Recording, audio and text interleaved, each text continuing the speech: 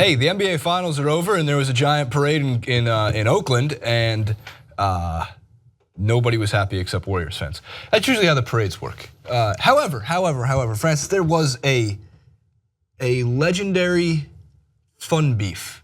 Because I don't think Draymond Green and LeBron James have any actual hate for each other. I think it's all in good fun.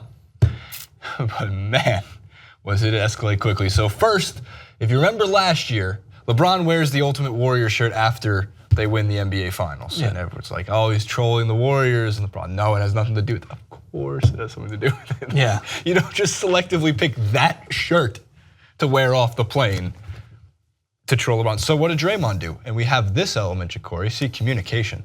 Look at Draymond's shirt. It says Quickie, and it's got the Q from the Quicken Loans Arena. So LeBron responds via Instagram. God, what an age we live in. That's what she said. And even better is the liked by is the funniest thing here, because Russell Westbrook, James Harden. Nothing is more annoying though in the internet when people take it as Russ Westbrook likes a photo of something or in Instagram and they go, see, Russ still hates KD. It's like, dude, I like so much stuff on Instagram that if you were to pull up liked by Jason Rubin 91, I'd be afraid at the result of what you find. I mean, but we know that when you're liked by something, it's a big thing. Big thing. I showed you the other day, you know, just you got liked Colin by Kaepernick liking some of my posts. Okay, well, that's like, I had World Star Hip Hop like something recently, so man. Get off my back. I want World Star Hip Hop to like some of my stuff. Yeah, man. But this is, I like this back and forth. But this is after, was this before or after the internet lost their mind at LeBron James shaving what was left of his hair? Like, did you see what Draymond said about that? No, I will want to get to that, but my quick point is, they're acting as if you went like full Odell Beckham Jr. to shaved head. The guy had barely any hair there to shave. This is how I can bring my father into the conversation. My dad had a little bit of hair, very little bit of hair, right? And he decided like 7-8 years ago, he's like, I'm done, I'm just gonna shave it all off. And people said like, what's it like being bald now? And he goes, it's about a 2% difference. And that's what LeBron. It's about 2 hair difference. And that's what LeBron. So LeBron shaves his head down, and what does Draymond say? Them Dubs finally made him go bald. Congrats, bro. Besides the fact that LeBron's like in the gym, of course LeBron James is in the gym like immediately. Although what cracks me up about this is, if you've seen like the big 3 league guys like Steven Jackson and Chauncey Billups and even Allen Iverson and Rashad McCants, they've all been going back and forth at each other's Instagram about 4-hour gym workouts. Yeah. And then not believing that they're doing, like the other guy is doing 4-hour gym workouts. And so like now they're saying like, I've been here for 6 hours. I've been here for 8 hours. They keep going at it. It's just funny that I'm surprised, like where's Steven Jackson to be like, yo LeBron, you've been in the gym for 4 hours? You're just saying you've been in the gym for 4 hours. Not only that, Francis, but other stuff from the parade, which we don't have, but we can throw in post if you guys are interested. The rookies were doing like backflips or some stuff around the trophy. And well, the other thing that Draymond said, I think that, what, he gives a full speech and stuff like that. Like, you created the super team. Yeah, which is false. Yeah. But like that's what a lot of people were just reminding him on the internet that, yeah, the Boston Celtics had a super team before the Miami Heat. So he was kind of incorrect in a way, but I get it. There's a USA Today article, which I don't mind actually. The whole take pretty much is the super team nonsense has to stop, and not in the creating of them, of just who you're blaming. It's just standard evolution of the sport. Like, and what some people have said is like LeBron opened the door, and I'm quoting, I forget who though. LeBron opened the door, Kevin Durant upped the ante. Oh, that was Mike. You said Mike's Kellerman. That was Kellerman. You're right. It was Kellerman before. There's a lot of Kellerman coming on the show today. Then, but in the Lakers when they got Gary Payton. Oh yeah, and the reason, by the way, and also Hakeem getting together with Charles Barkley in the mid-90s. The reason a lot of people don't call the Lakers one of those first super teams when they had the because they didn't win. Because they didn't win. Yeah, the Pistons beat them, and if they did win, there'd be a whole different take on that. So it's like if you're allowed to build a super team and lose. Yeah. But if you build a super team and win, oh God, you tarnish the sport. Yeah.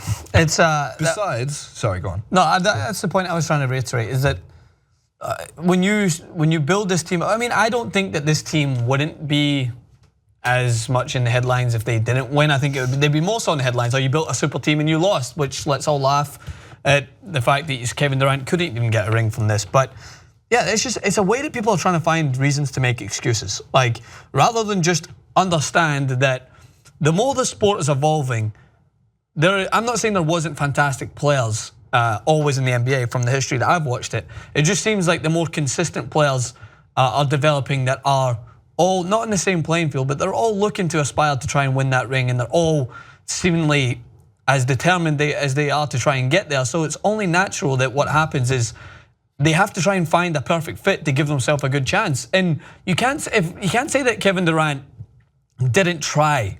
Like, that's one thing that I read online is like, oh, he never even gave it a good shot to like before he decided to make that move.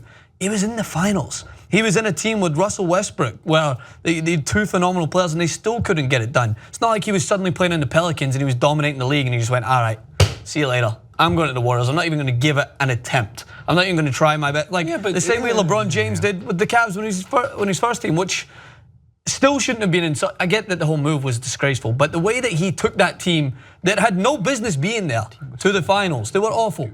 He had every right to make a decision for his career. It was just the way he did it. I get it. But it's just so frustrating, man. It's Mo Williams was the second best player on the team. By the way, does this look familiar, Francis? Sports Illustrated 1996.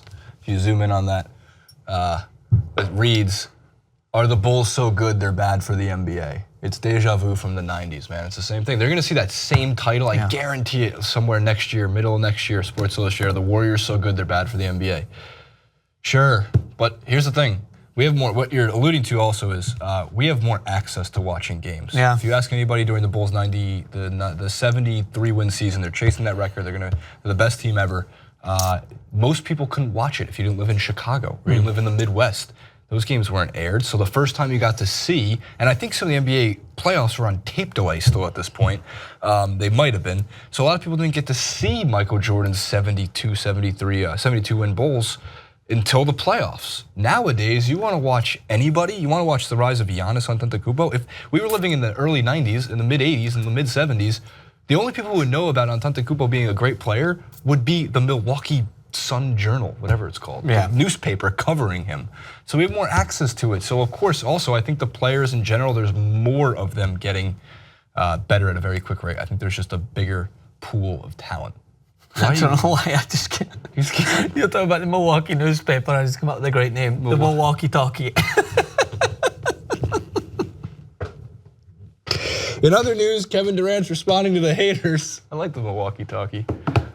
That's my name, don't you dare take that, unless you give me some sort of money from it. Giannis Antetokounmpo is a phenomenal player via the Milwaukee Talkie. There we go. All right. Kevin Durant's responding to the haters on Twitter. Yeah, for one, some people think this joke's going over his head. I'm happy Kevin Durant's doing this, by the way. I really am. Again, we've been over it 1,000 times. I don't think I have to reiterate my take. I don't think Francis does either. But this is a good thing for Kevin Durant to be doing because, you know, a lot of the times he doesn't speak with the media, speak with the people as much as we want him to. So elements 9 and 10, we can read them back and forth, back to back. One of which had to do with him saying that Kyrie Irving was better than Allen Iverson, would beat him one-on-one. And that, of course, angered everybody. And Lil Dicky says it's not like Iverson couldn't go anywhere he wanted at all times, though. Just because he didn't need 5 moves doesn't mean his handles were worse. He goes, good point. He didn't need a bunch of dribbles. So, you know, KD getting in with it, Lil Dicky and a couple other people. But more importantly, Francis, this one. Now everybody want to play for the Heat and the Lakers. Let's go back to being competitive and going at these people. Who said that in 2011? Kevin Durant said that exactly in 2011. He says, that's why I play for the Warriors now. It's just funny. It's funny. It's funny. And then if you look at the replies, it's just snake emoji, snake emoji, yeah, snake emoji, snake emoji, snake emoji. Hate him all you want, man. He's going to win. He's going to win a lot more, and he's going to score a lot more, and he played out of his goddamn mind in the finals. I mean, it'd be totally different if he got to the finals again and just shot a brick. Just terrible. If he turned into a Amon Shumpert, it would have just been bad. It's just, I just had to remind myself, he's 28 years of age, man. Is that it? Like, he's got a good few years at an elite level. This, technically, if you're comparing it to the age that you're supposed to be hitting your peak in certain sports, he's at that point. He's at his peak. I know, that's what I'm a little afraid of. Like, this is his peak, and he plays like this next year. That's why even like his own teammates, so Westbrook's kind of like, I didn't know that Durant like was there, but that's again some shade probably. I also love Russell Westbrook. Yeah, but the same point is that Westbrook that we've seen this year We never seen when they played with Kevin Durant of that same magnitude. It's true. We saw flashes of it, of course, but you saw flashes of Kevin Durant as well. You know what? All this Warriors finals parade, KD, LeBron, Draymond beef has the NBA has learned their lesson. Don't wait until June 20 whatever to announce the goddamn MVP. It's a regular season award.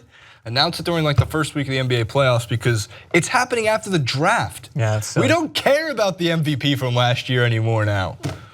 We're already making our mind up for what's going to happen this year. I just want to be validated for Russell Westbrook winning it. So, even though James Harden's probably going to win it. Yeah, I still think Harden's. And we're all going to be looking, going like, why? All right, get out of this. We're done. Get out of here. Get out of here. Mayweather McGregor next.